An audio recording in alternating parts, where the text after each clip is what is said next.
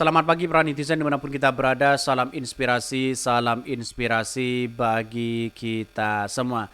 Agak menarik sih sebenarnya ya anak-anak calon wakil presiden begitu. Anak dari calon presiden di situ begitu kan. Ini salah satunya anak Anies dan Ganjar main bareng dalam acara komunitas di Jakarta. Ini kan langkah suasananya santai begitu kan, tertawa mereka begitu kan, dibandingkan dengan ya apa namanya bling-bling sayur di situ begitu katanya begitu ya.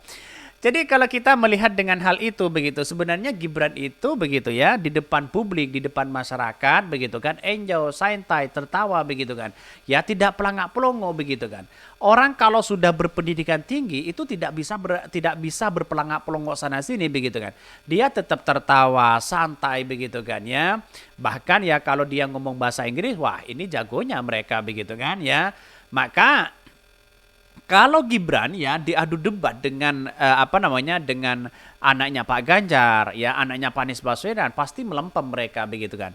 Ditanya soal go internasional ya, ditanya soal lingkungan, ditanya soal kesejahteraan, ya ditanya soal lapangan pekerjaan, ya jawabannya muter-muter mereka begitu. Ada apa begitu kan? Itu sangat-sangat disayangkan sekali begitu sebagai calon wakil presiden. Kalau bukan anaknya presiden, saya yakin ya si Gibran itu tidak bisa menjadi cawapres secara secara singkat mereka begitu kan ya. Bahkan ya saya kira ya masih sama lah dengan kita begitu ya, karena nasibnya itu adalah anaknya presiden, maka kemudian ya yang menjadi unggulan mereka ya bawa nama bapaknya di situ begitu, pasti seperti itu begitu. Banyak sekali pro dan kontra, bahkan ya komentar-komentar netizen sangat sangat luar biasa sekali begitu. Salah satunya ini, anak Anies dan Ganjar ya main bareng ya dalam acara komunitas di Jakarta. Wow. Padahal ini ya nggak make clickbait ya, masih ada warga Jakarta 62 yang nggak paham maksudnya apa. Ini komunitas emang kalau itu jadi anak ya calon presiden harus diem aja gitu kalau dibilang ya nggak ikut politik. Ini mah ada berita ke mall ya juga disangkakan ya bulusukan. Seru banget ya, anak-anak muda diajak begitu untuk eksplorasi diri dan mengingatkan partisipasi politik di kalangan pemilu pemula.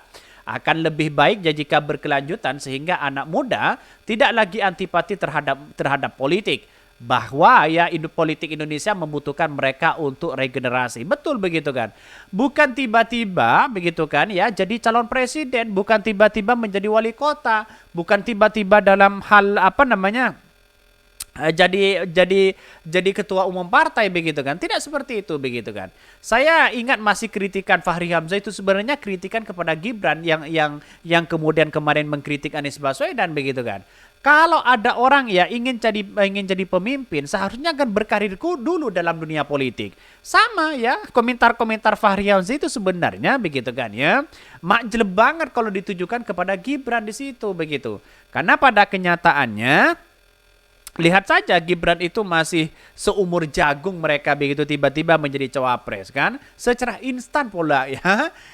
Jadi artinya apa? Artinya kalau kita melihat itu begitu kan, kalau bukan anaknya presiden, kalau bukan karena bapaknya ya, mereka tidak bisa menjadi wakil presiden kan begitu seharusnya ya. Bukannya kemarin nyindir Jokowi anak masuk politik ya, ini anak berdua bokapnya belum jadi aja udah masuk katanya. Ini komentar-komentar netizen sangat ngeri banget mereka begitu ya. Jadi saya menekankan begini, siapapun orangnya begitu, anak-anak muda itu sangat luar biasa sebagai representasi generasi muda di situ begitu. Maka seharusnya kenapa Gibran itu tidak mencerminkan generasi anak muda, representasi anak muda? Karena padahal pada kenyataannya mereka kalau dilihat itu ya ditanya soal A, jawabannya Z mereka begitu. Sehingga tantangan mahasiswa ke depan tidak lagi dibaca ya karena pelangak-pelongok sana sini, tidak dibaca seperti itu, tapi dibaca bagaimana punya wawasan ya, punya gagasan ya kepada masyarakat di situ. Itu yang harus kita baca begitu. Jadi sangat-sangat disayangkan begitu kan. Kalau kita ada ajak debat ya mereka pasti kalah lah mereka ya. Karena pendidikan walaupun perpendidikan di Indonesia tidak kalah kok dengan pendidikan lulusan Inggris. Bahkan ya anak Anies dan Ganjar main bareng dalam acara komunitas di Jakarta. Mari kita baca, ini agak seru sih ya.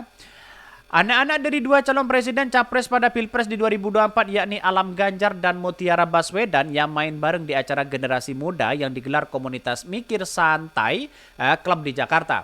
Mutiara ya adalah putri sulung ya capres nomor urut 1 Anies Baswedan, sementara Alam ya adalah putra tunggal capres nomor urut 3 Ganjar Pranowo.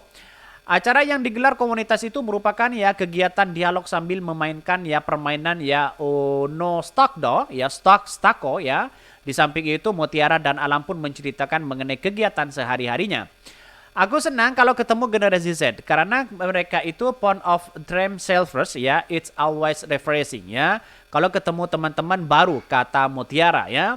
Dalam sesi permainan, Mutiara mendapatkan tantangan untuk mengungkapkan rasa sayang ke ayahnya melalui telepon. Anies pun menjawab telepon dari Mutiara dan mengabarkan dirinya tengah melakukan kampanye di Cirebon ya. Bahkan ya dalam hal itu, sementara itu Alam dia diberi tantangan untuk berjoget ala media sosial TikTok. Dia berjoget ya bersama grup teman-temannya, teman barunya di acara tersebut. Aku senang ke sini ya karena aku anak tunggal ya sendiri. Kalau ke sini ada teman ngobrol. Kalau ke sini kan asik, ada teman baru, kata Alam ya.